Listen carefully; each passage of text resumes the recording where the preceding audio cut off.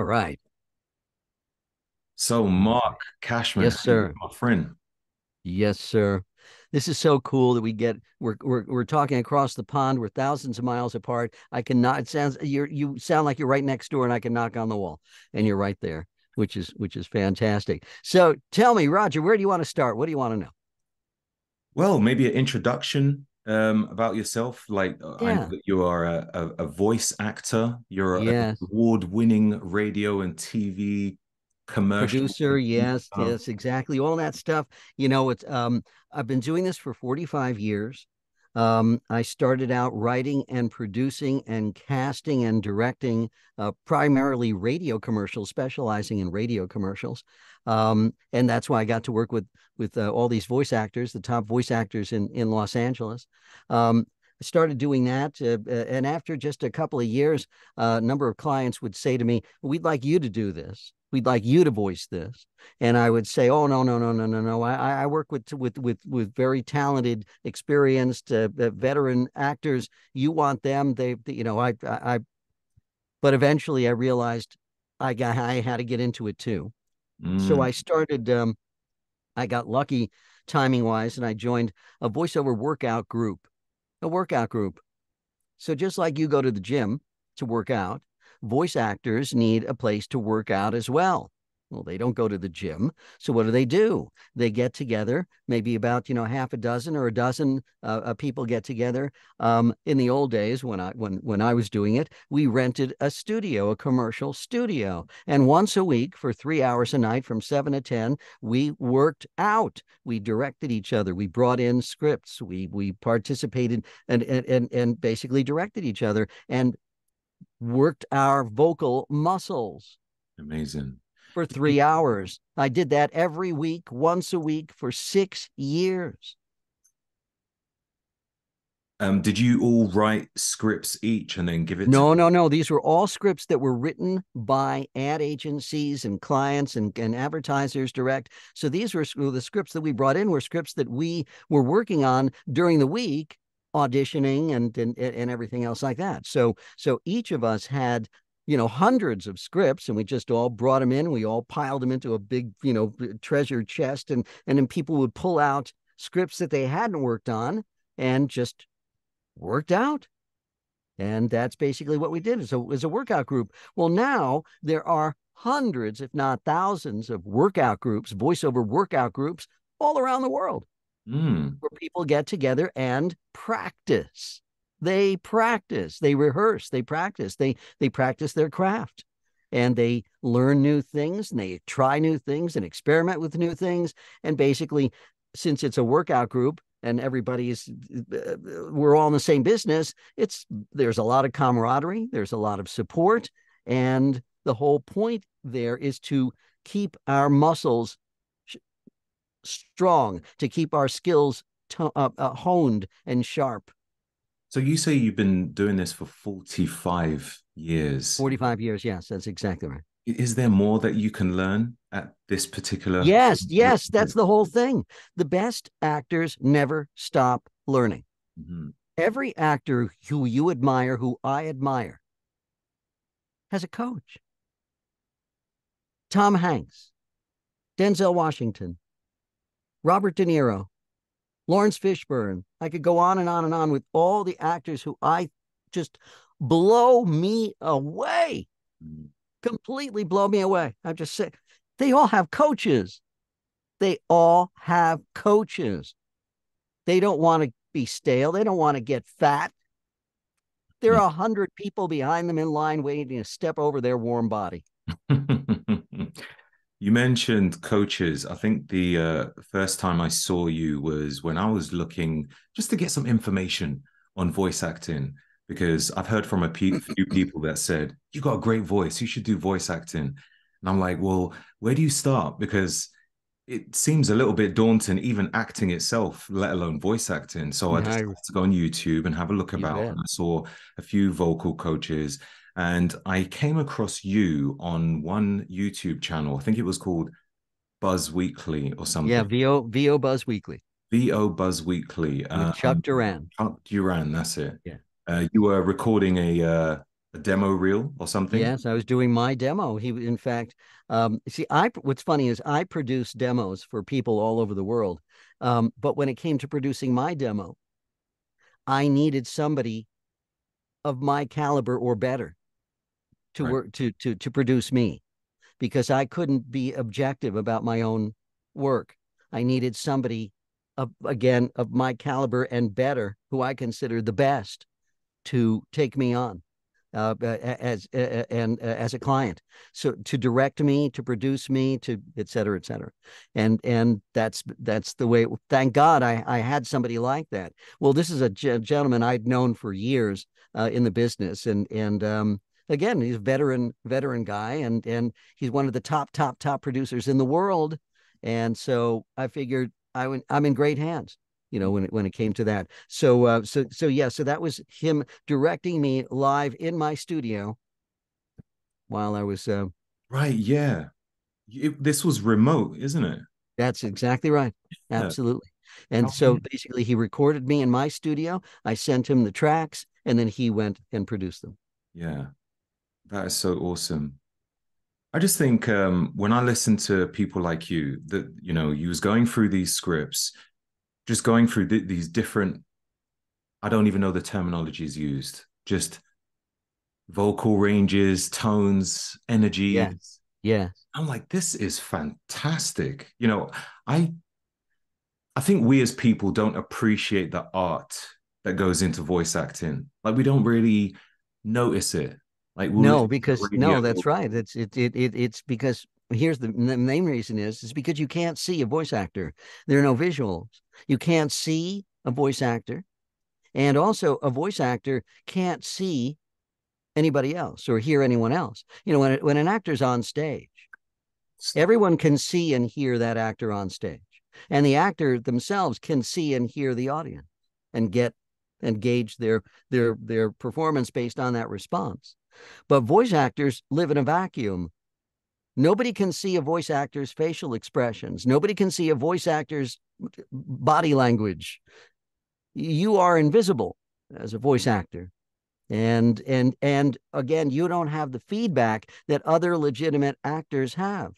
When an actor's on stage and they say something funny, they get a response, right? And an instant, immediate response.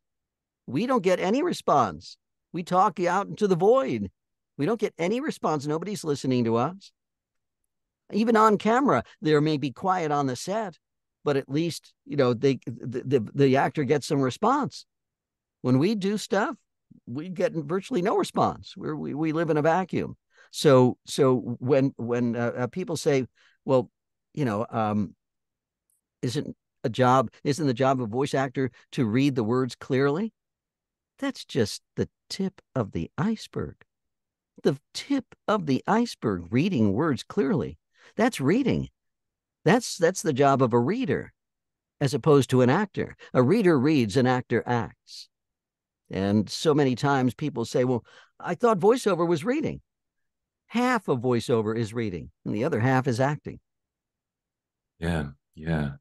So you get a script, you look at it. Have you ever been on set and you've been required to you've received a casting from an agent and they want you to come on set to record something and like you've literally got it that day. Have you ever got a script just that Sure. day? Absolutely. All the Yeah. time. So Sometimes I've been in the booth doing something, and then before I'm even done, they'll hand me a piece of paper and say, here, as long as you're here, can you do this? So right there, it's not even I got it yesterday or I got it earlier. No. It's right now. Here, read this. Here, perform this. and how do you That find happens all the them? time. How do you Well, find them? Mm, it's just it's rare that happens. Number one, they don't usually like to surprise you with shit. And normally when you go in to do a job, you go in to do a job, and if there are other jobs that come from it, it's usually going to be scheduled another time. But you roll with the punches, just like anything else, just like anything. But the bottom line is, you've got to be on your toes. You have to Mm. be focused. You have to be ready to hit the ground running. You have to be an extraordinarily amazing cold reader, a cold reader.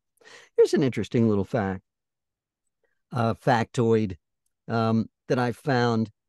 Um, I found that the reading practices that you develop when you are between the ages of 5 and 10 affect what you do as an adult.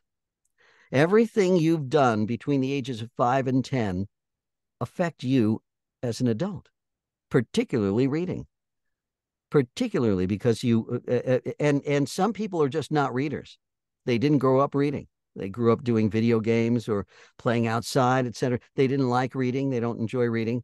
But then they later on as adults, they want to get into voice acting and they find it almost impossible because they didn't learn how to navigate reading when they were 5 years old. They weren't good readers. They weren't solid readers. Whenever I take on a new student, I will vet them. And then one of the first questions I will ask is, when you were in elementary school, junior high school, or high school, and the teacher said, who would like to read this out loud? Did you raise your hand or slink in your seat? And if the ones who said, I raised my hand, I said, okay, you may be a good candidate. And the ones who said, I slunk in my seat, I said, okay, you're going to have some problems. You're going to have some challenges. Right. Because you didn't like reading. And if you didn't like reading, that means you didn't understand what you were reading. And if you don't understand what you're reading, you can't do voice work because you can't understand what you're reading. Mm-hmm. You're just articulating words. That's all you're doing. Articulating phonemes. That's it in your voice. You're not making the connection. And not only are you not making the intellectual connection, you're not making the emotional connection. And that is one of the keys of voice work. The keys of voice work, we as voice actors will take the one-dimensional black symbols on a one-dimensional white page and convert them into 2 dimensions of sound and feeling. Sound and feeling. We convert the written word into the spoken word, and we convert those words, those black symbols on a white page, we convert them into emotion. We convert them into feeling. And the only way we can do that is not through our facial expressions, not through our body language, because we are invisible. And Mm-hmm. therefore, we only have one thing to rely on, and that's our voice. And within that voice, the key to communicating emotionally with every listener is tone. Yeah. That is the key word, tone, not literal tone, bing, bong, musical tone, emotional tone. We have to find the emotional keys and sing in all the different emotional keys. The key of happiness, the key of sadness, the key of jealousy, the key of rage, the key of confusion, the key of, well, feeling. That's what we have to do. That's what voice actors do. Convert the one-dimensional written word into the 2-dimensional spoken word. Actors on stage turn them into 3 dimensions, the 3 dimensions of sight, sound, and movement through 3-dimensional space. They have that advantage of doing that and people seeing them and feeling them right there in 3 dimensions, right there where you can almost touch them. That's wonderful. We don't have those advantages. We are handicapped. Voice actors are handicapped. We don't have the advantages that other legitimate actors have. There are 4 platforms of acting: stage, on camera, microphone, and a 4th kind of bastard area called puppetry. Right. Right. Those are voice actors too, Right. right? Right. But even puppeteers have the most wonderful audience in the world. Everything they do, no matter what they do, they're going to have a great response because their audiences are between 4 and 6. Or their families, Yes, that's exactly it. That's Oh, exactly it. Yeah, puppeteers oh, have the best audience in the world. How do you bring something to life? Like you read a script, you see something, you've never seen it before, and somehow, like, I just, like, when you listen to commercials or something, No, commercials are a whole other breed of commercials are you can't equate commercials with any kind of real voice acting because they don't give you enough time to establish any kind of emotion whatsoever. mm, They're fleeting. They're most of them are only 30 seconds. Okay, they're commercials. They're like a candy. They're just like a little mint that you get at on the way out of the store or the doctor's office. That's all they are. They're nothing. They're inconsequential. They're meaningless in terms of any kind of emotion, unless it's something that really is touching and touches your heart and is serious. So when you see, I'm sure you have the equivalent here. We have something called the City of Hope, and the City of Hope helps children with cancer. Okay, all right. Well, that's and they're not going to be spending 30 seconds. They'll be spending more like 60 seconds. And the things that get you are the images, not the voice. We hardly hear the voice at all. We just see the images. But the voice is going to be supportive of those images in this particular case. Those are the only places at times where you actually have any kind of emotional reaction when it's something human, when it's something important, when it's something with some meaning. Again, children, sick children, or abused animals. You know, those type of things that just touch us. You just from one picture. Okay. Then we have a whole series of images, et cetera, et cetera. And of course, the accompanying story is going to be, well, supportive. It's going to match what it is we're seeing there. mm. But most but commercials are just they're just eye candy. They're I they're they're can they're be right. they're really nothing. And the the challenge for and I want to make a distinction here between uh, voice acting and voiceover. To me, voiceover, the difference between voiceover to me is 2.9% APR financing for 60 months on all vehicles in stock. That's voiceover. Yeah. Okay, that's just legal tag. That's just saying words clearly, cogently, coherently, but it's still just saying words.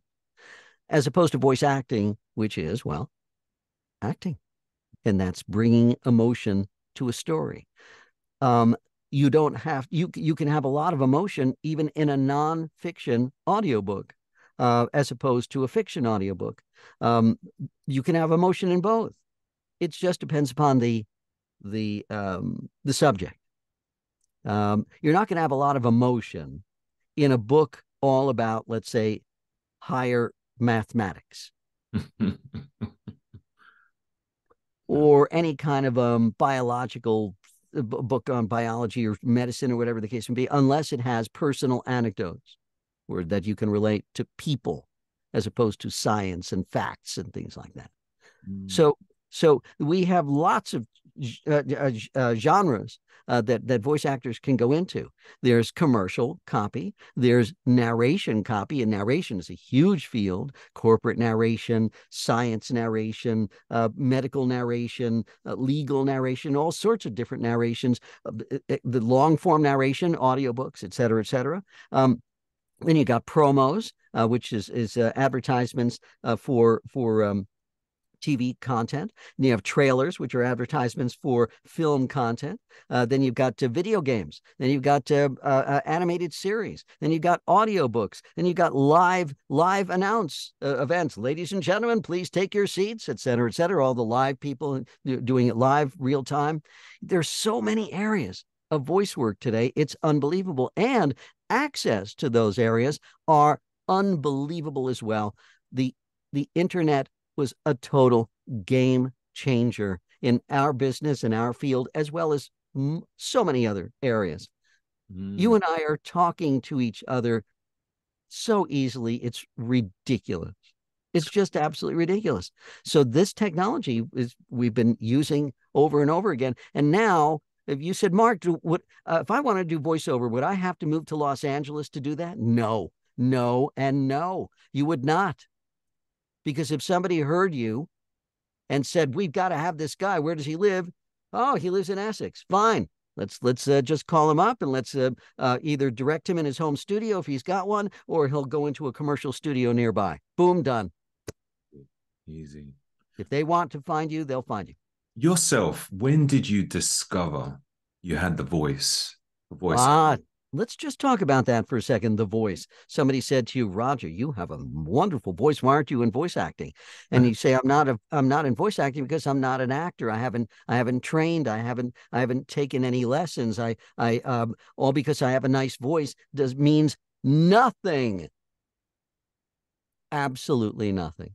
Mm-hmm. You could have a beautiful voice. You could have the most beautiful. Here's a little thing. The best voice actors in the world cannot surmount bad writing. The best actors in the world cannot surmount bad writing. So people say, oh, I can voice anything. No, you can't, because there's horrible writers out there. No voice actor in the world can surmount bad writing. That said, the whole point of voice acting is to tell a story, is to be the best storyteller you can be, period. There are plenty of non-actors, and I always joke, if everybody was an actor, I'd kill myself.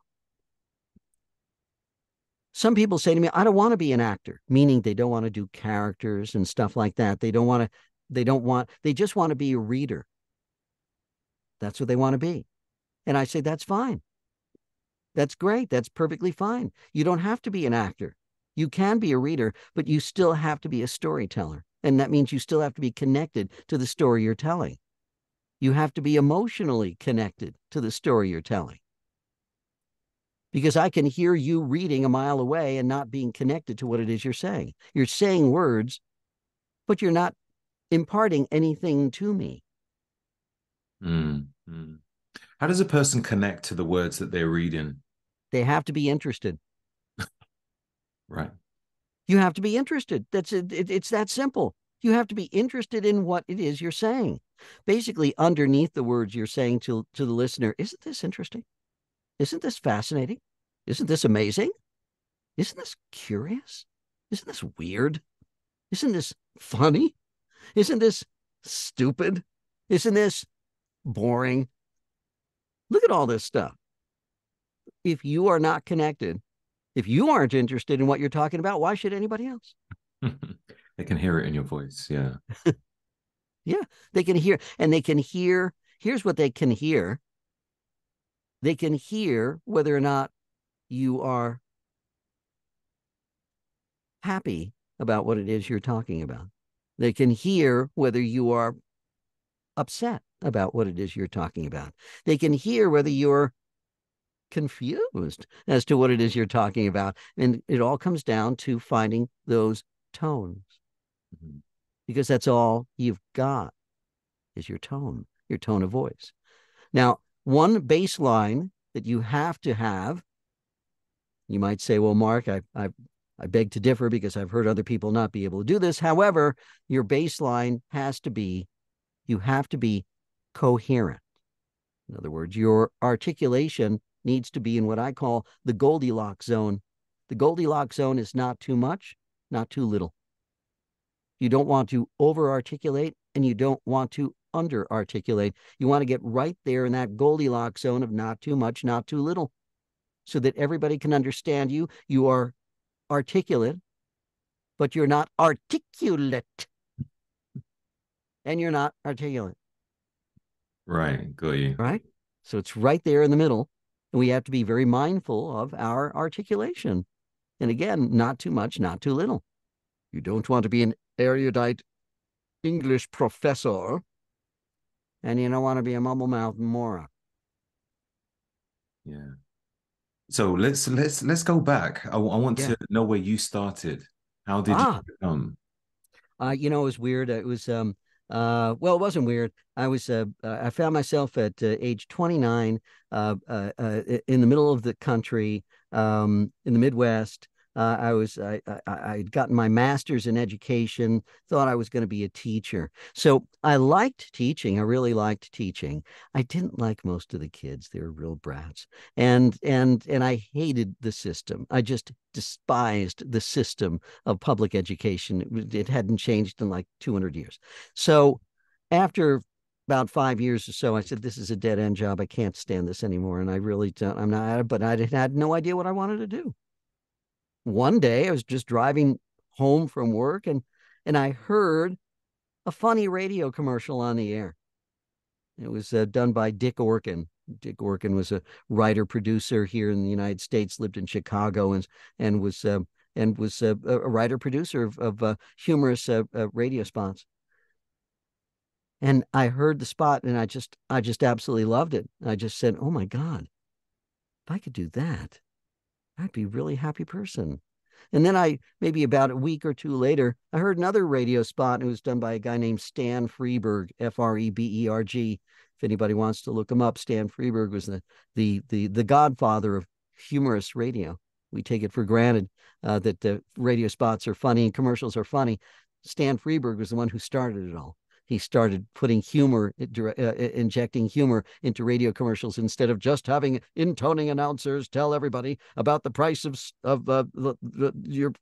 your T-bone at Ralph's, that type of shit. So I heard Stan and I heard Dick, and I said, if I could do that for a living, I'd be very happy, because it sounded like it was just so much fun to do.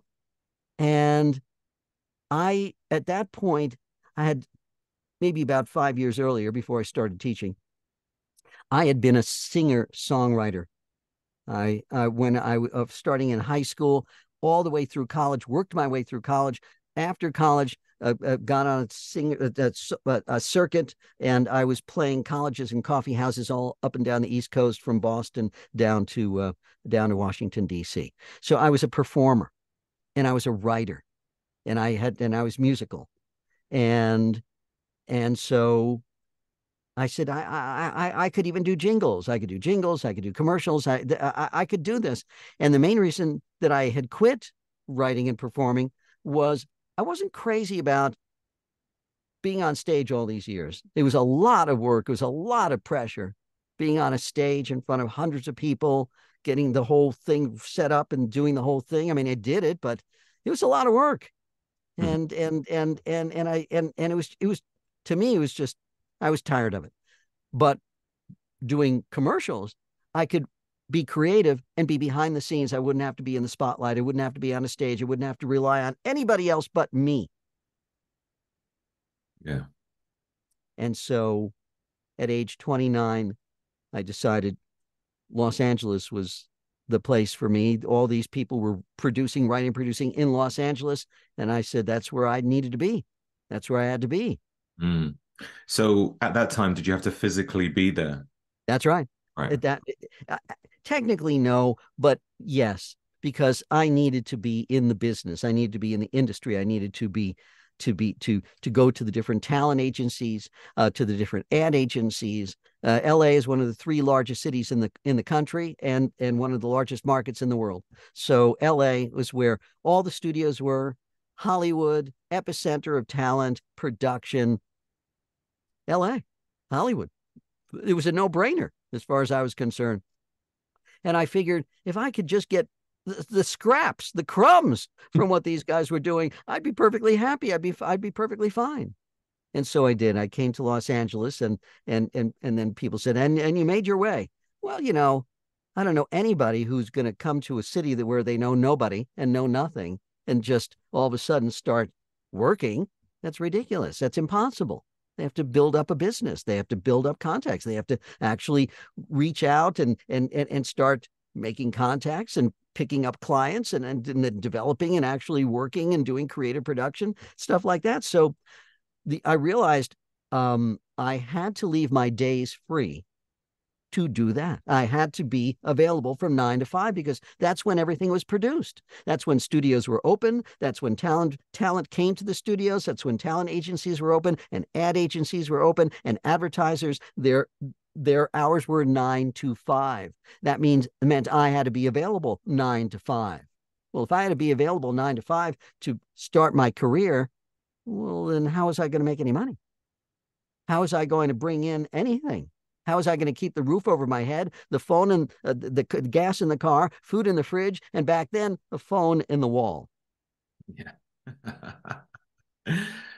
And so Mm. I said, okay, I'm going to have my days free. Cashman Commercials is going to be open from 9 to 5, Monday through Friday. And of course, I'll work on Saturday and Sunday if I have to, because it's just at least an extra 2 days. But what am I going to do to keep all this going? Well, that meant that I had to find a job, a regular job, a straight job, a job that would, well, basically keep me going during the day. So I found a job driving a limousine from 5 in the afternoon till 1 in the morning. Swing Wow. shift, swing shift. Worked 9 to 5 at my office in my place. And then from 5 in the afternoon to 1 in the morning, just got in the car and drove all around Los Angeles for another 8 hours. I was 29 years old. Come on. All right, seriously. I had plenty of energy. I had no problem. I'd still be home at around 1:30, go to bed. I'd get up at 9 o'clock and do that. Mm-hmm. Mm-hmm. And so for the first year, I did again driving in the evening and working and building up my business during the day and picking up clients in the first year. And then the second year, picking up more clients, and the third year, picking up more clients. And so basically, after about 3 years, 3 or 4 years, I had two jobs, two full-time jobs, working during the day and working in the evening. And then finally, after 4 years of doing this, I connected with a client that paid me in 1 month what I gotten paid in 4 years. Oh, wow. Mm-hmm. And that's when I was finally able to give notice to the limousine company, say, hey, thank you for keeping me employed all these years, but I got to move on. I'm 33 and I got a career. And from that point on, I never looked back. I was fortunate. I was able to give up my evening job and then just work during the day. So did you say when did you set up Cashman commercials? Cashman Commercials actually got set up. I think it was in the 90s. So during the 80s, I was working with a partner, and we did hundreds, if not thousands, of commercials together. And then we had and then we split up in the late 80s, and I had an interim company, Cashman and Associates, and then changed it to Cashman Commercials and about 30 years ago, and it's been that ever since. Okay. That's awesome. So do you have a big team that work with you? Or is No, you no, are I'm so lucky. I will contract. That's the beauty of my business, is that I get to contract people who can help me. So if I need musicians, I'll contract musicians. If I need singers, I'll contract singers. Voice actors, again, I contract them, and if I'm involved, I don't have to worry about myself. I can contract myself anytime. And studios, now it's incredible. I'm trying to remember the last time I actually set foot in an actual studio. It's been years, wow. because of the pandemic and everything else like that. So everything now, almost everything is remote. So now everything is sent in remotely into the studio, and I interact with this engineer. I hear everything perfectly clear. There's a total connection there. So I don't have to schlep into the studio half the time, most of the time. And which is kind of weird considering I almost lived in studios.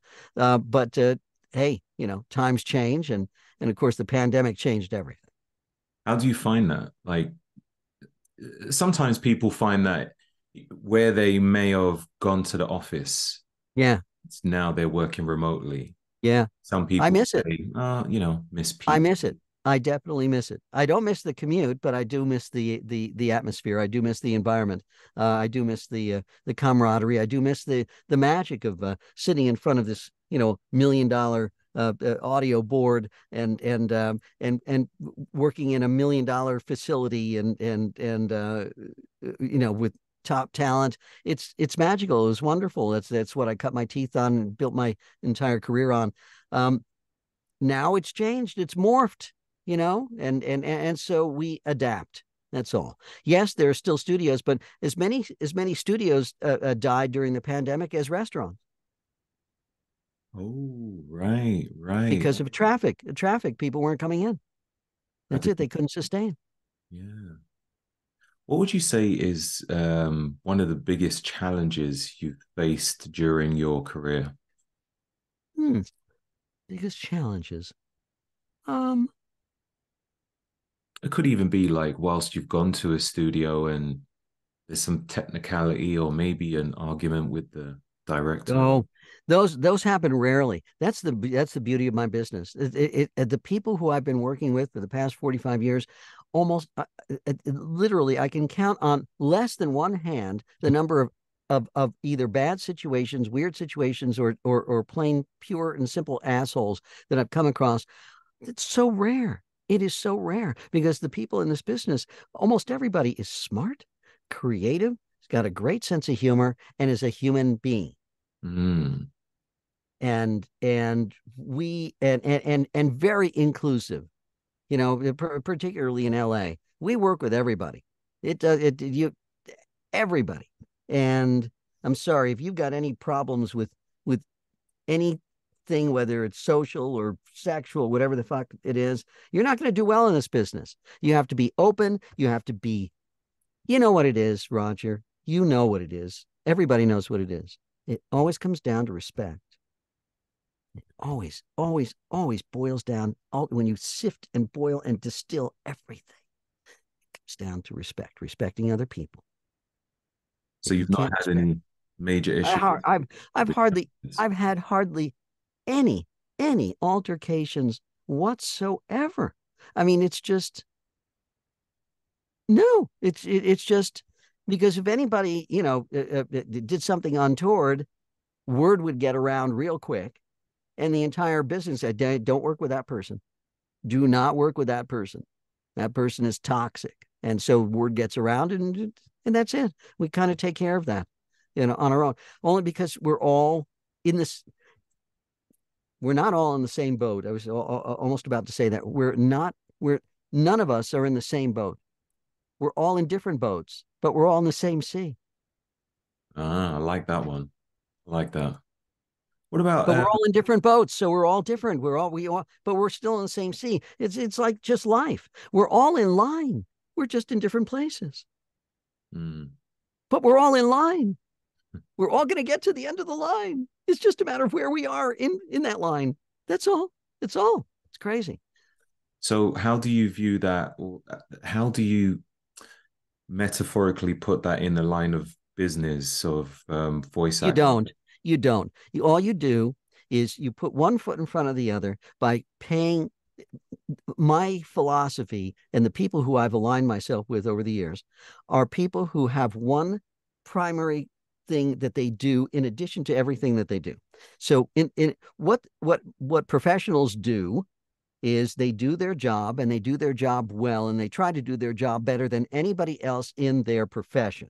They try to excel and be the best that they not just they can be, but be the best there is, and be role models for others.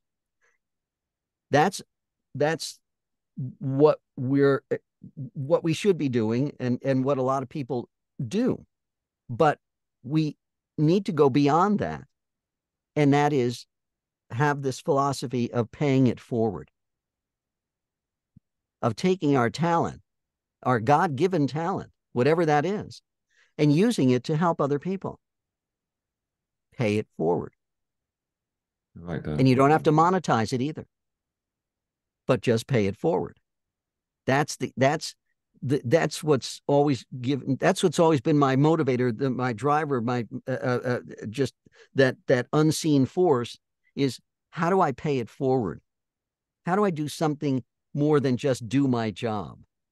I Have can do you my also job, and I do my job well, and I've gotten awards for it, and all these accolades. But at the end of the day, What's a fucking trophy? I've got dozens of trophies in my office. What's a trophy? It's a recognition of your work. But it's not. But one thing that's beyond the trophies, beyond the awards, is basically what you do as a person. There's a Yiddish word for a man. It's called a mensch. Are you a mensch? Are you a man? Are you paying it forward? What do you do with your talent? How do you take your talent and pay it forward and help other people Mm. without monetizing it? I don't think everyone thinks that way. I think a lot of people think, how do I make money? Yes. Sometimes they get in a job where it could be high paid. Yes. They wonder why they're still unsatisfied. Right, exactly. And so that's it. So let's say they've achieved that thing. Okay, I've got a high paying job. Now what? Are you just going to do that? You're going to coast on that for the rest of your life? A lot of people do. Most people do. But the people who say, you know what, there's more to life than a high paying job. What's my legacy? What am I going to leave behind? When people hear my name after I'm gone, what are they going to think of? What, boy, was he an asshole? Boy, was he a selfish piece of shit? Or, wow, that guy really paid it forward. That guy shared stuff. That guy helped people without expecting compensation. That guy donated talent. That guy organized, this entire benefit for this particular organization. They weren't paid for it. They weren't paid for it. And so that comes down to being appreciative, being grateful. Mm. The happiest people in the world are the most grateful people in the world, Yeah, and the other way around. and the other way around. So if you are grateful for what you have, then you have to take that one step, and the next step, and that is, how do you show that to the world? If you're grateful, that means you pay it forward. You figure out ways to take your talent and to help other people with it, to donate your talent in whatever form, shape you can do it. Let's just say hypothetically you decided to do your put a bodybuilding contest together. Let's say I'm sure you've got workout buddies at the gym. People, you come in every day, you say, hey Bob, how you doing? Hey Gene, how you doing? What's going on? Et cetera, et cetera. And occasionally you get together afterwards. Hey, I noticed you were doing those tricep things. Have you ever tried this, et cetera? And you share stuff, et cetera, et cetera. So let's just say, okay, so that happens every day. You do that every day.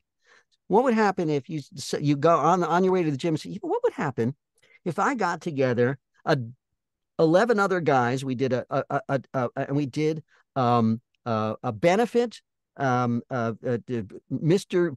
Local Mr. Universe contest to raise money for the dog shelter down the street. That's paying it forward.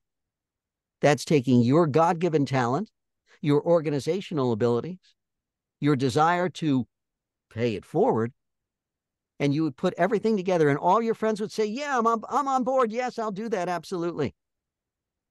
And you organize it, and you get your other friends to do it. And you have some of the women, put together something that looks good, because we don't know anything about that. And you do it, and you raise $1,000, $2,000, $3,000 for the local dog shelter. Did they ask you to do it? No, they didn't even ask you to do it. You decided to do it on your own. You went to them and said, hey, if I put together a da-da-da, you would do that for us? You would actually do that for us? You don't know us from Adam's off ox. You don't know us from a hole in the wall. Why would you do that for us? Because I have a dog. I adopted my dog. I did, I don't, I would, if I could, I'd adopt every dog in the world, but the least, maybe I could do it just a little bit. Maybe I can just push the ball forward just a little bit and help you out this way with what I can do with what I know. It's nice.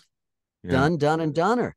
Mm. Everyone can do that if they've got the wherewithal, if they have the mindset of, now that I'm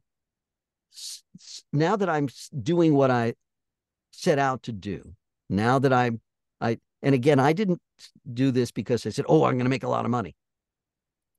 Money was never the object. ever. The object was finding a job that I loved instead of finding a job when I would get up in the morning. I wanted to be able to get up in the morning and say, oh boy, what's going to happen today?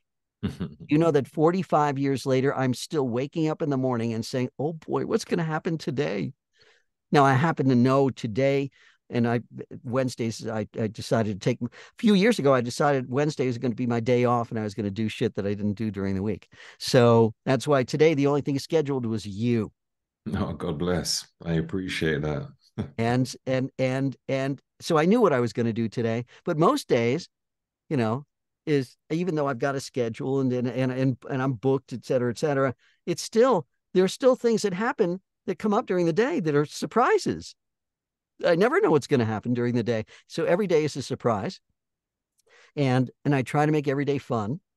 And people say, you seem so happy when you're speaking. And yeah, that's 45 years of basically virtually no stress at the job. Yeah. Can And I just say, when I listened to you on that YouTube, VO Buzz Weekly, yes. yeah, I could tell you had some experience, you said, and I think they were even surprised that you were there. They were like, you're a legend. Why are you even here? Obviously, you've got many years in your field of voice acting and all the work that you've done. And it was so interesting because when they were asking you, they were like, okay, that's great. Would you be able to do that again? You was like, all righty. You was just like so energetic and so happy to do it. I was like, wow, this guy loves what he does, you know? Well, I always say, if you don't love what you're doing, why are you doing it? I know, but it was like this was a different level of love. Yeah. Well, it was the level of having fun. Yeah. And that's basically what's always been at the base of everything. If you're not having fun doing what you're doing, why are you doing it? Now, people will say, well, there's things that we have to do that's not fun. Is taking out the garbage fun? Is picking up dog shit fun when you're following your dog? No, of course, there's plenty of things in life that aren't fun shit that we have to do. That's why it's so important to find stuff that you love to do, Mhm. because there's so much that we have to do that we don't necessarily love. We have to do it.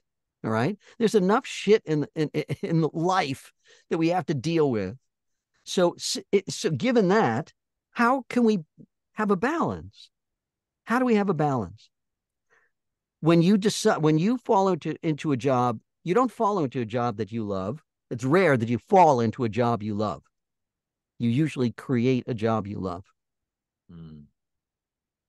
And I don't know this for a fact, but my overall perception of life is that 75% of all the people in the entire world do what they have to do for a living.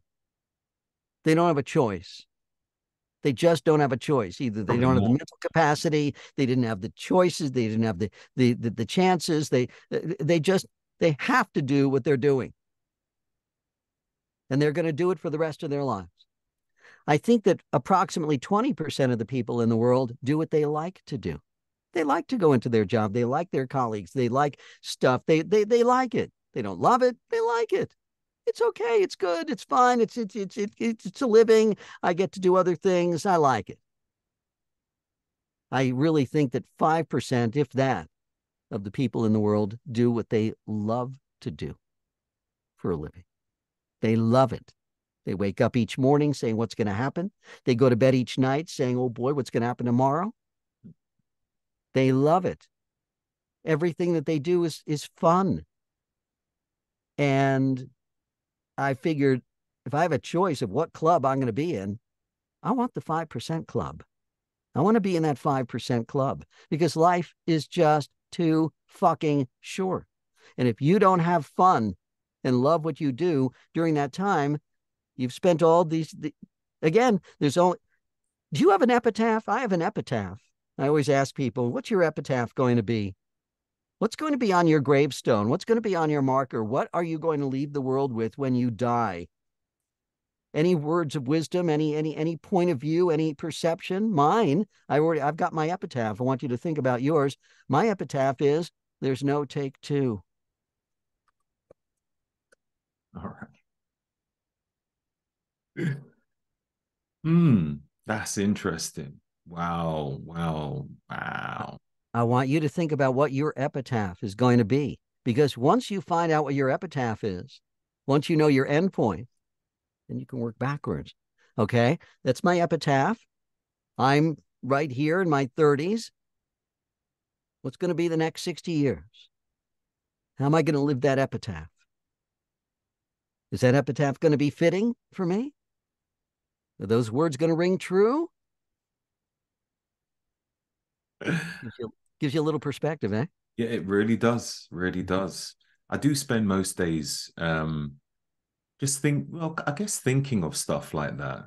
Um, I always think to myself, like every bit of food that I put in my mouth, I think to myself, is this bringing me closer towards my goals? You know? Uh, Right. You're using it as medicine. yeah, absolutely. I'm like, what does this have in it? And, Yeah. you know, yeah, always planning ahead when it comes to that. Everything is done with purpose. You're mindful, absolutely, and that means you're performing at optimal at peak performance because you are mindful of every single of how everything affects you and your body, which is great, which is fantastic. Yeah, because that Great food has mindset. to affect your mind as well, isn't it? That's what. Well, not only what happens is again, I always say the peanut butter goes into the chocolate goes into the peanut butter. The things you develop, let's just say, when you're at the gym, your workout routine, you apply to other parts of your life. They go hat in hand, which is great. That mindset you apply to your job, to your work, to relationships, to everything. I think yeah, it's a great structure to have for sure, and it's easier to create other good habits in your life Yeah. if you can do something like that. Yes, absolutely, because you're coming. It's a wellspring. You're coming from again health and fitness and mental fitness. Yeah, I want to ask, just sort of steering away from that. Yes, Uh, sir. I wanted to know what's the most memorable project you've worked on before Oh, or career? the most memorable project I've ever worked on um, was when I was, and this was basically this is how I got started paying it forward.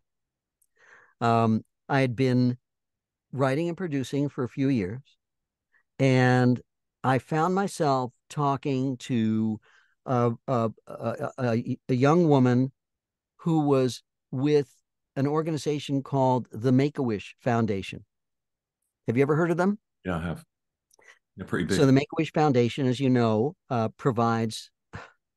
It's very difficult to a subject, but basically they provide wishes for dying children. Yeah, last Children, wishes for dying kids. last wish for dying children, children who are terminal, which is about the saddest thing in the world. Well, one of the saddest things in the entire world, the dying child. You very few things will get you sadder than that. And as soon as I heard that, I just, oh my God, I had no, I didn't know about it. I didn't know about the organization. And when I heard about it, I almost started crying. And I said, geez, God. And she said, and she said, we've been around for a while. Not too many people, but not enough people know about us. And I said, well, do you have a theme song or anything like that? She said, well, actually, no. I said, you don't have a theme song. You don't have something that you can play at corporate events or play on the air or anything else like that. A radio spot, anything, public service spot, anything to make people aware. She said, no, we don't have anything like that. And I said, would you like one? Would you like a theme song? And she said, what do you mean? I said, would you like me to create something for you? She said, you would do that? I said, yeah, I'd like to. She said, well, how much would it cost? And immediately I said, Nothing. She says, what do you mean? I said, I would just figure out how to do it for nothing. And she said, well, it sounds almost impossible, but God, yes. I mean, that would be phenomenal. I said, done. And then I went home saying, oh my God, what am I going to write? And then, see, I didn't even have to think about production, because all I knew was if I wrote something, then all I have to do is call up all the people who I've been working with for the past few years. I'd call up the studio and say, could you donate a few hours to this project? They said, of course. I'd call up the singers. Could you donate your vocals to? Absolutely.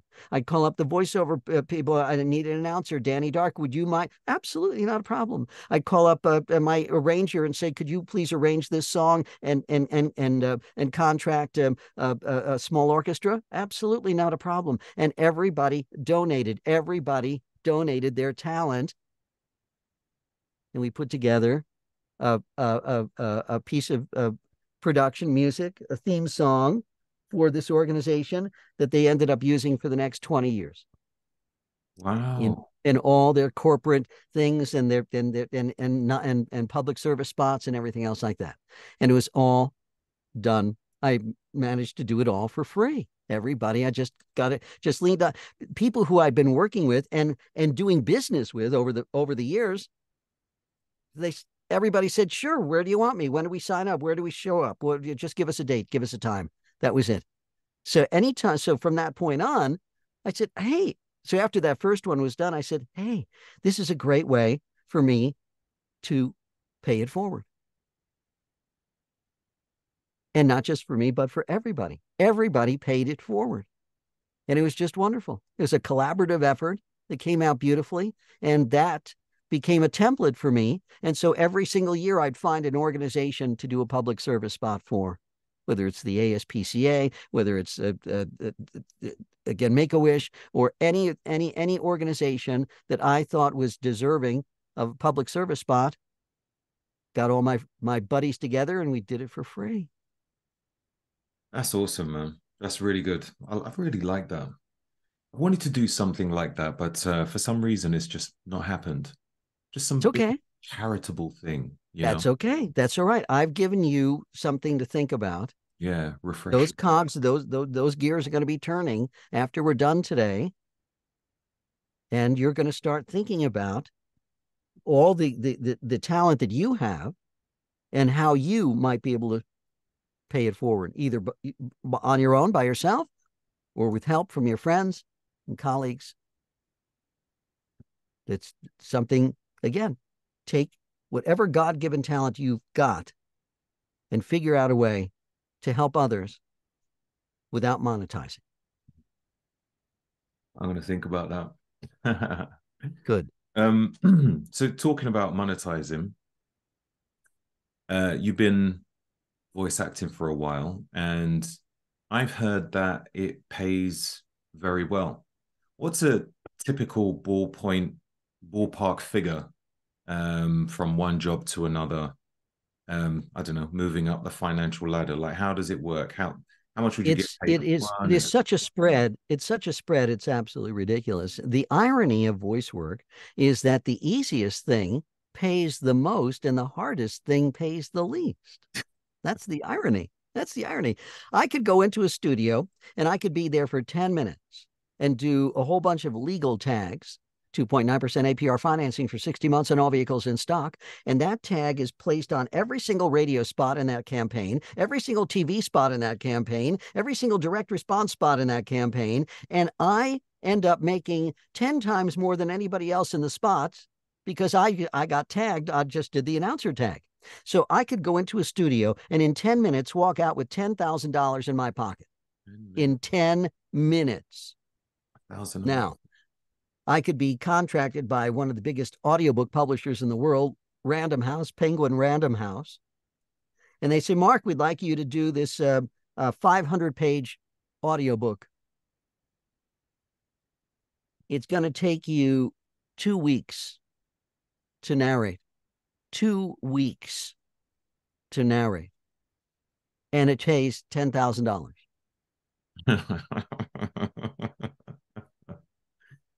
Uh, Okay, so you see that range? yeah. That's the range. You know Now, what's interesting? Oh, yeah. please, what was you going to say? Now, here's another little tiny little apocryphal tale. I love these little anecdotal pieces. It was back in the 80s, the mid 80s, I think.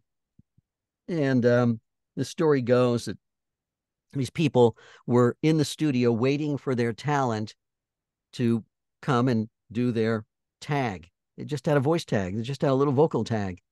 And they're waiting and waiting and waiting for this woman to show up, and she's not showing up. And finally, a woman gets off the elevator, and the one of the assistant producers says, "Oh, are you Joan for da da da?" And woman says, "No." "Are you by any chance a voice actor?" "Yeah." "How'd you know?" I didn't know. I was just asking. We're actually waiting for a voice actor that she has to do this tag, but we're like, it's an hour over, and we haven't gotten any calls, and we don't know what's going on, and we got to get out of here. And would you be available? Would you be amenable? Would you consider doing a tag for a radio and TV campaign? Woman says, "Well, yeah, I guess so. I mean, it's at the end of the day. I have to get a hold of my agent, but yeah. Well, and the producer says, and it's only 2 words. 2 words. Woman says, "Sure, yeah, fine. And it's union. It's union. You just sign here with make up, do the contract, right? Okay. I mean, serendipity. That's it. What are the 2 words? The 2 words are we're Beatrice. We're Beatrice. That's it. Those are the 2 words. We're Beatrice. That's it. It's tagged on every radio spot and every TV spot and every direct response spot. We're Beatrice. Woman says, done, done, and done. She goes into the booth. They take a number of takes, and she goes home. That woman earned in 10 minutes $250,000. Holy moly. $250,000 because it was tagged on every radio and TV spot, and the campaign ran for years. So she not only got the session fee, but she got residuals when it ran all over the world. And she made literally $250,000, bought a house up in the Hollywood Hills with it, and it's now worth 2 or 3 million, and that's it. It was just that. So the voiceover business can be absolutely amazing and it be extraordinarily lucrative. But I always remind people the voiceover business is show business, and it's not just show business. It's an anonymous side of show business. People can't see you. They can't see you. You don't have headshots in voice work. It's just your voice. So but it's show business. It's a business, and you are a commodity, and so it's something that there's no guarantee of. You can't graduate with a degree in voice work. There are voiceover schools, and they might give you a kind of a mock, graduation, thing. They usually don't. By the way, I'm the only. Do you know that I'm the only teacher, the only voice acting teacher in the world who gives out report cards? No, no. I want to Yes. ask you about your teaching actually, and what exactly you teach, what range of stuff you teach, but report Yeah. cards. Report cards. Absolutely. I give report cards. I've been doing that since I started teaching 23 years ago. And the report cards, and the reason is because most people hardly anybody ever gets any kind of report card once they're done with a course, whether it's 4, 5, 6 weeks or more. When they're done, hey, good luck. Good luck. Good luck there. Don't let the door hit you on the ass on the way out. Good luck. That's it. And so all these people, they go through all this training and everything else like that, and they don't get any assessment. They just get yeah, you did good. Good luck. I give them a report card, which is an x-ray of their skill sets. And it shows where they're weak, and it shows where they're strong, and it shows what they need to do and it gives them recommendations to get them, well, again, better, stronger, whatever the case may be. And they're graded not on an ABCDF system, because that's bullshit. Yeah, of course. but on a 1 to 10 scale, 10 being the highest, 1 being not so good. And this way, they get a really objective x-ray of their skill sets with no bullshit. And they can see exactly where they're strong, where they're weak, and what they have to work on if they want to get better. And it's just an objective analysis of their current skill sets. That's what every report card is. Your current skill sets, what you currently know. That doesn't mean that you can't get better. And of course, it doesn't mean that you can't get worse. It's your report card. When you got your report card in school, when I got my report card in school, we all knew what was going to be on that report card. We were not surprised when we got that report card, were we? No, we weren't. We knew. Our parents didn't know, but we knew. We knew. We knew. We got there. There was no surprise. What the fuck? No, I'm sorry. I'm sorry. You looked at your report card. Yeah, I expected to get a D on that. I knew I was going to. Yeah. We knew. So the report. So I am the only teacher in the world who gives out report cards for people so they can see exactly how they're doing and get a good objective sense. Want to shore up. And and teaching wise, you would ask me about what I teach. Yeah. I teach almost every genre that there is in terms of work out there: commercial, promos and trailers, narration, and audiobooks, video game audiobooks, and character work, animation, and video games, and also live event type stuff. So pretty much every genre I teach. I specialize in 2 areas of commercials and audiobooks, only because I've been doing commercials for 45 years and I've been doing audiobooks for over 20 years and have narrated over 200 audiobooks. So I have a little knowledge there. The other areas, I always say I know just enough to be dangerous.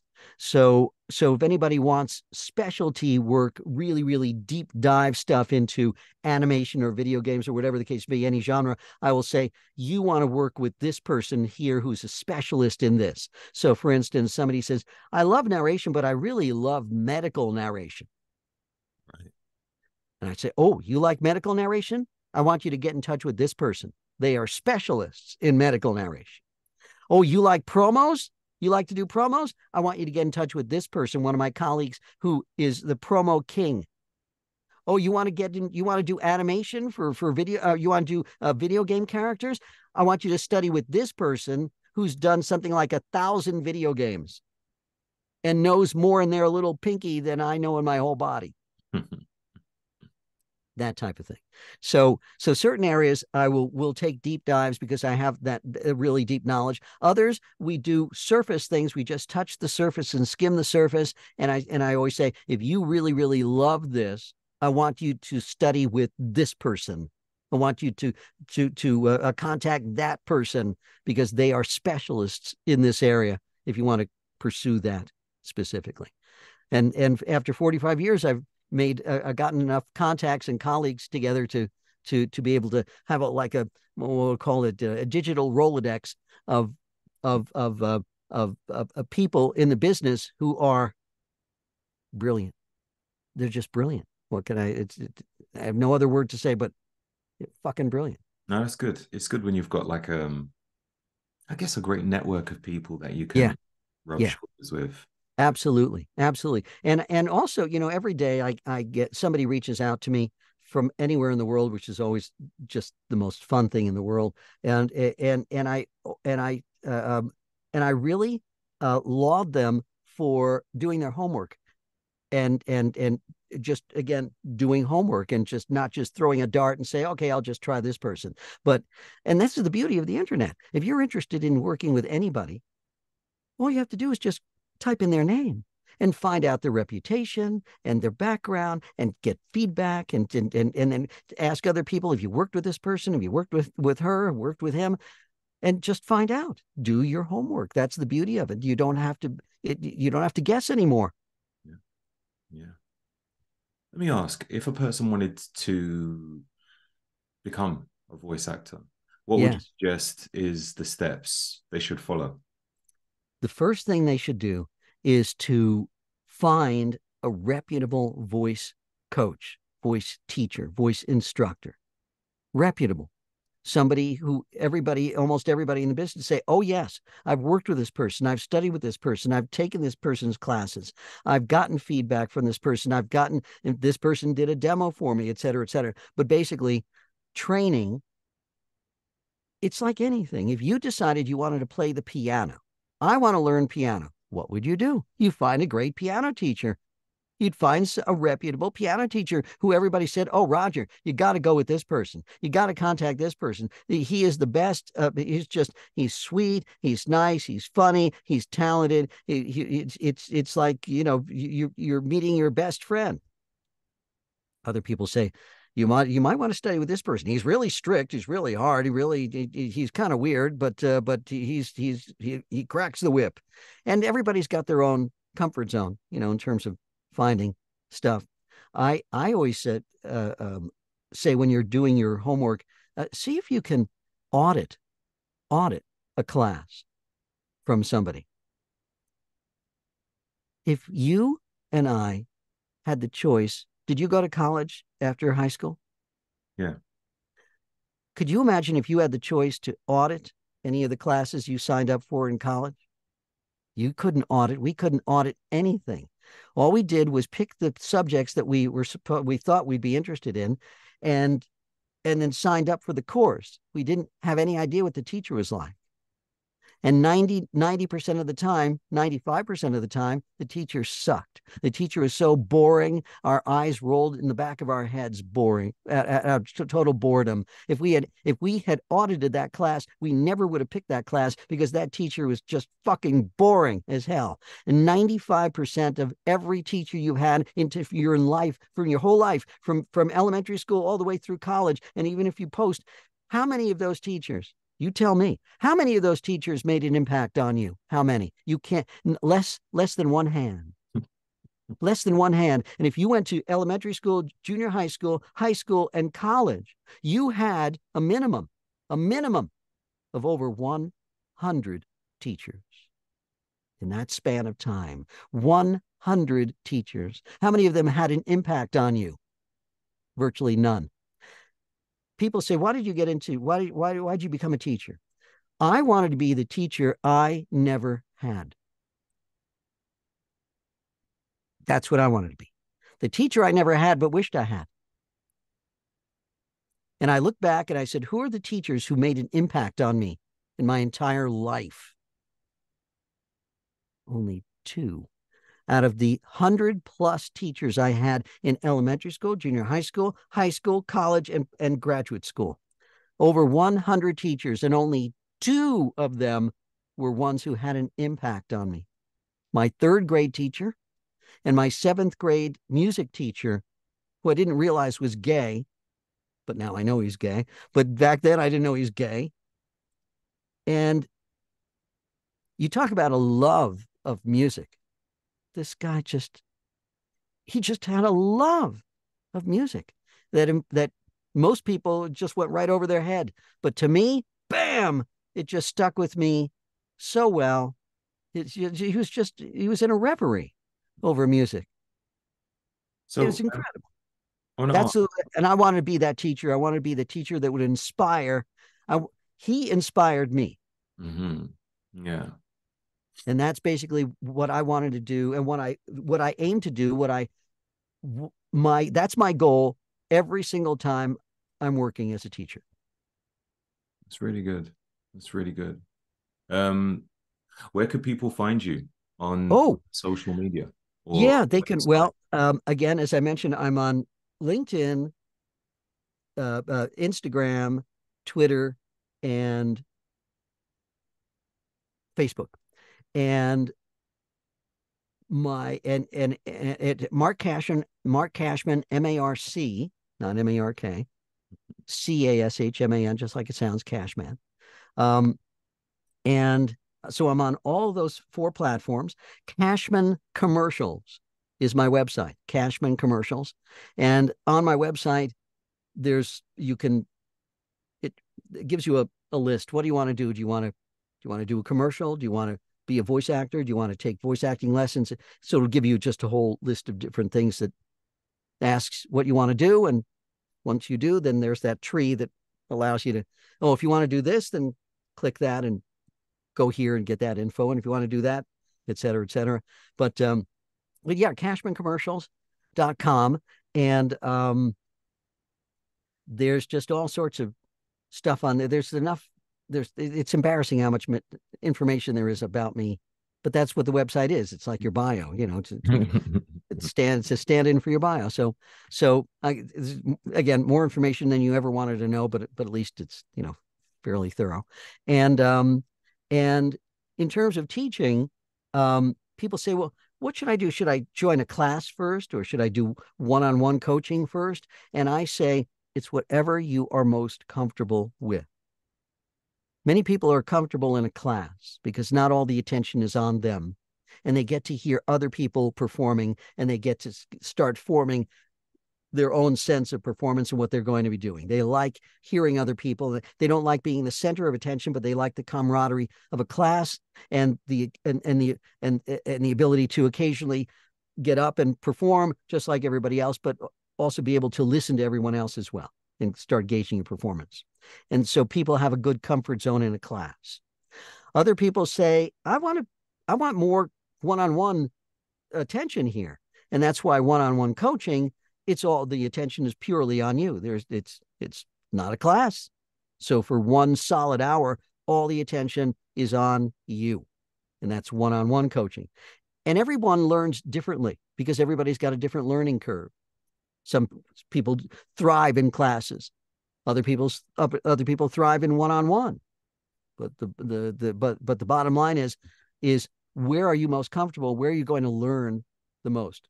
That's the other reason why I always say, if you can audit a class, do that so that you can hear the teacher. You can hear their interactions with other people. You hear how they deal with other people, because however they deal with other people is going to be how they deal with you.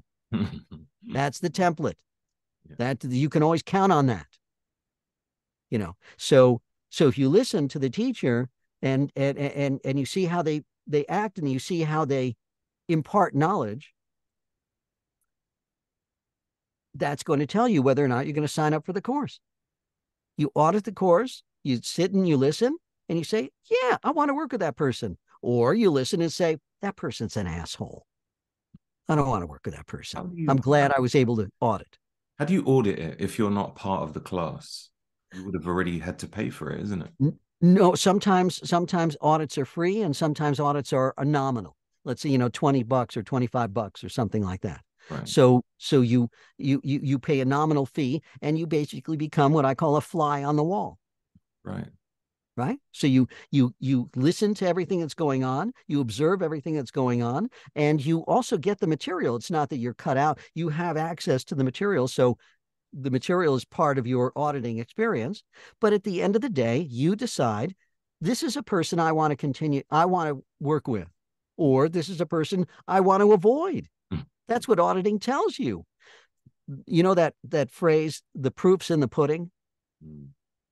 That was a British phrase. And I'm not sure exactly. It might have been Shakespeare. But the phrase wasn't the proof's in the pudding. It's after centuries of distillation that they came out with the proofs in the pudding. The original phrase was, the proof of the pudding is in the tasting. That was the original phrase. The proof of the pudding is in the tasting. But then it got distilled over the centuries down to the proof's in the pudding. But the original phrase was, the proof of the pudding is in the tasting. Now you have much better context of that phrase, right? Yeah. And so that's basically what you do when you audit a class. You audit a class because you observe the teacher and how the teacher imparts knowledge to their students. Is it respectful? Is it denigrating? Is it inspiring? Is it fun? Is it interesting? Is it entertaining? Is it odious? Is it off-putting? Is it obnoxious? What is it? You get to decide as the auditor, and you get to decide, okay, I do want to work with this person. They seem good. Or, what an asshole. I'm so glad I was able to just audit and save myself a lot of money. And I wish I had that opportunity all through well, high school we're just forced to do shit, and junior high, I mean, it's, we don't have any opportunity. We can't choose. We can't choose. But choice is great and when you have the option. Unfortunately, 99% of teachers, I don't know why, don't let people audit. I don't know why. Whether they have some fucking state secret or something. I don't know what. But that said, they don't let people audit. And that's exactly why I do. They don't give out report cards. And that's exactly why I do. Yeah, this is where you'll stand out, isn't it? If no one else is That's doing it. that's exactly right. I never wanted to be. I always tell my students, don't be a lemming. Don't be a voiceover lemming. Just carve your own path. Think for yourself. Be a critical thinker. Don't be afraid to take risks. That's another thing I always encourage my students to do. Take risks. Take creative risks. What's the worst that could happen? The worst that could happen is no. That's good. Right? No, we don't like that performance. No, we don't like that choice. That's the worst that could happen. All right. Which is Absolutely. great. And when you do take risks and it pays off, you go, yeah, yeah, that's it. I always tell my students there's two words that I want to imprint on your forehead whenever you're performing, and that is have fun. Have fun. If you're not having fun, why are you doing it? Why are you doing it? Have fun. Get joy out of this. Again, life is hard enough.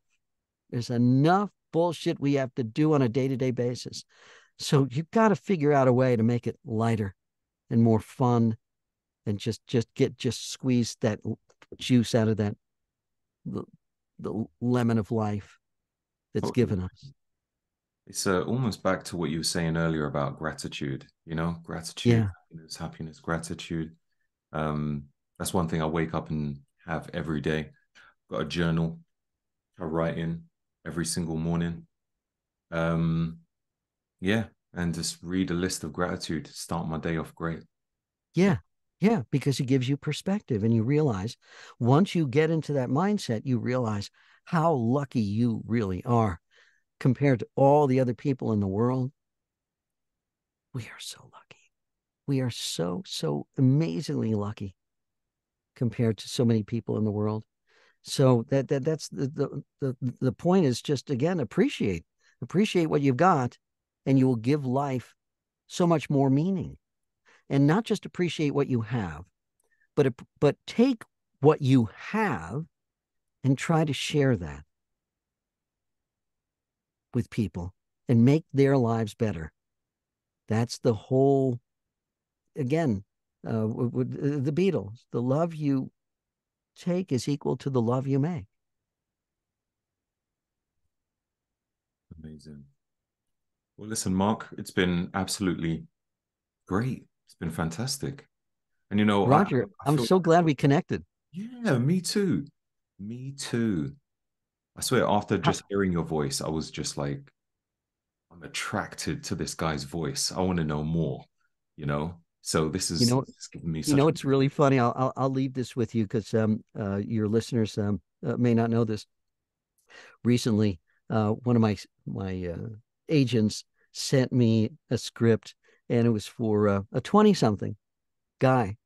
And I wrote back and I said, "Why do you continue to send me young adult scripts here?" I said, "I'm not a young adult."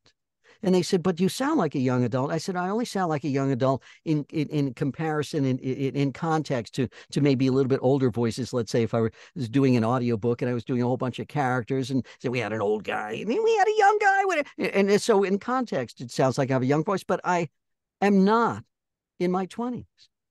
I said, I'm not in my 30s. I said, I'm not in my 40s. I'm not in my 50s. I'm not in my 60s. I'm going to be 75 next year. wow. 75. But I've always tried to keep the little kid in me and be that little kid. So we were talking about puppetry before, and I was talking about that the best audiences are the ones that puppeteers have because they've got toddlers. They've got 3 to 6 year olds. All right. So no matter what they say, no matter what they do, no matter what story they tell, their audience is going to be sitting Indian style on the floor. They're going to be giggling and they're going to be laughing so hard that they're going to literally turn sideways on the floor and just be on the floor sideways giggling. That is the best audience you could possibly have. A 5-year-old lying on the floor giggling. I'm sorry, but that's the best thing. You can't ask for any better audience than that. So I've always tried to want to be that audience as well. Is just try to, again, life's so short. It is just so short. I still can't find the only meaning that I can find out of life so far at this after 75 years around the sun, almost 75 years, is that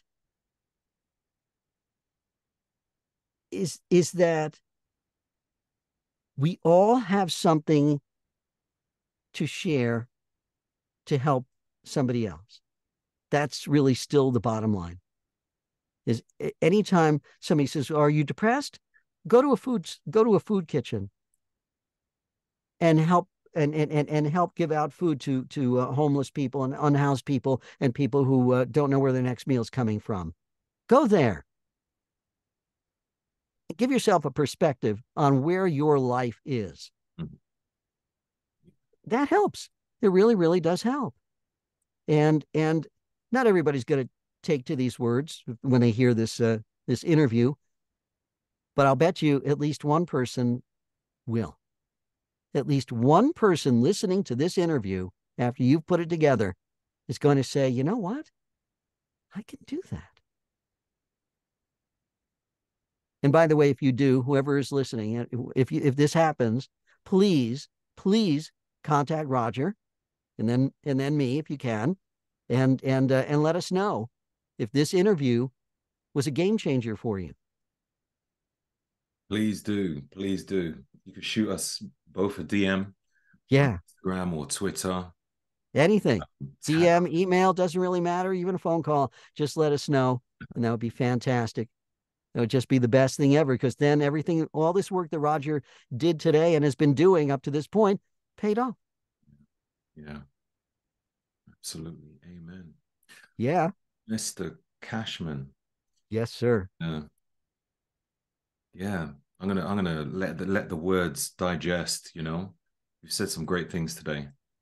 And you know, Thanks. I might even reach out to you myself about vocal coaching. Yeah. Um, it's something I've been thinking about for a while. So you're great at what you do. So if I decide to do it, it's going to have to be you. Thank you. Now that's great. And are we 8 hours apart right now? Is it 8:40? Is it 12:40? 12:40? Is it 8:48 your time? Correct. Yeah, Yes. Okay. So we're only eight hours apart, and so you've got your day job during the day, and so we could easily do this in the evening. we could do for sure. Yeah. Yeah. 8 o'clock your time is 12 o'clock my time. So yeah, not a problem. Awesome. Awesome. All right, Mark, it's been an absolute pleasure. Mr. Snipes, it's been a pleasure too. This is great. You covered some great material. Any after things and say, hey, I forgot to ask you about this. Contact me. We'll either do this again or I'll write back or whatever the case may be. But any you let me know how how I can help. And in the interim, I know in England they don't celebrate the UK they don't celebrate Thanksgiving, but you do celebrate Christmas, and so I wish you a happy, healthy holidays coming up. Thank you. I wish you all the best for Christmas as well. Hope you I Thank you. don't know if you eat turkey, but enjoy. Yeah, yeah, turkey. Yeah, it's once a year. All right. What's a year? Yeah. Happy I think holidays. goose is more tradition right there for Christmas. Yes, Christmas goose. Geese. I don't know. No, no. Yeah, not as far as I'm aware. Well, Okay, all maybe right. So some parts, but all right, maybe turkey. maybe that doesn't really matter. It's as long as you're safe and healthy. It's the main thing. That is the key focus for me, it really is. Yes, absolutely. I want you to please keep in touch. Please stay in touch with me. Anytime you want to do this again, you let me know. We'll set it up. And if you find yourself in Los Angeles for whatever reason, you better give me a heads up, and I'll give you the nickel tour and take you out to dinner. Absolutely. I'm gonna, yeah, absolutely. And you come to UK, you let me know. Are you kidding me? I'll be darkening your door. I'll be knocking on your door there, and then we'll uh, and then you'll give me the nickel tour in London. I'll definitely show you everywhere. Fantastic, All right. fantastic, Thank you. Mr. Snipes. You take care of yourself, my friend. I'm going to be keeping an eye on you, just seeing your more of your gym adventures, and you just keep on inspiring people, uh, uh, and just and keep having fun. Just keep having fun. The main thing. Yeah, will do. All right, Mark, you take care now. Stay well, my friend. Stay Well, safe. Stay healthy and happy. And hopefully I'll be talking to you soon. yeah, absolutely. You take care, Take Mark. care, buddy. You take care. Thanks again. Thank you. Bye Bye bye. bye.